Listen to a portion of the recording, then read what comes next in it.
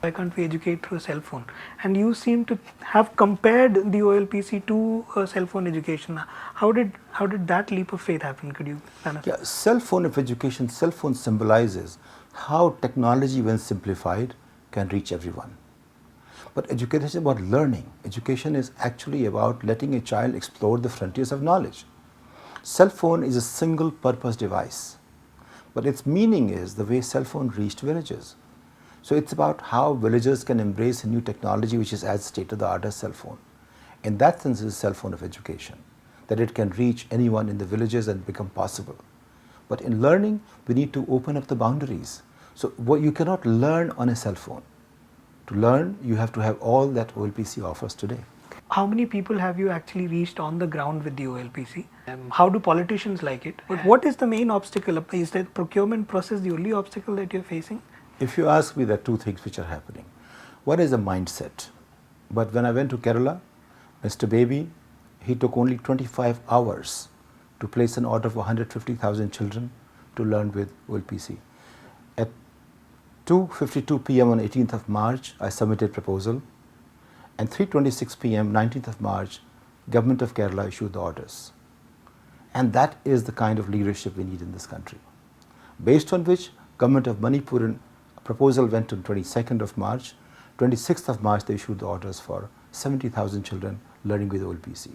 They were the leaders who saw the potential. Mr. Dhumal of Himachal, he ordered for 4,334 schools, about 250,000. But MHRD sat on the way because they have an ICT mission which believes they will create technologies.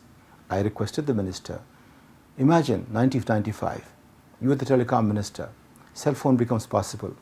Will you say we will first make it in India before we give it to people? So challenge is that.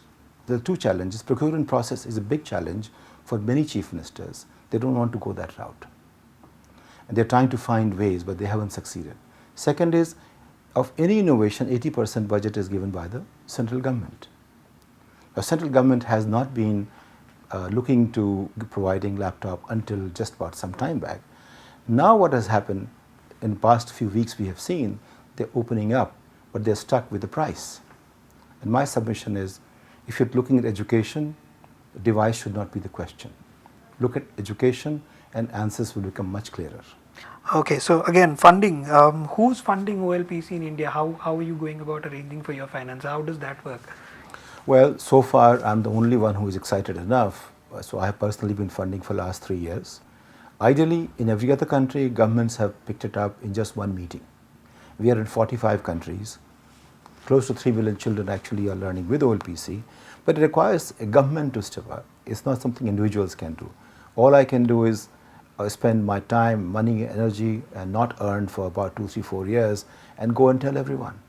Hopefully somebody will take the leadership. It's about the leadership, it's about the government, it's about large foundations, high net worth individuals who can handle it. Just a couple in Nicaragua, one couple, picked up 25,000 children.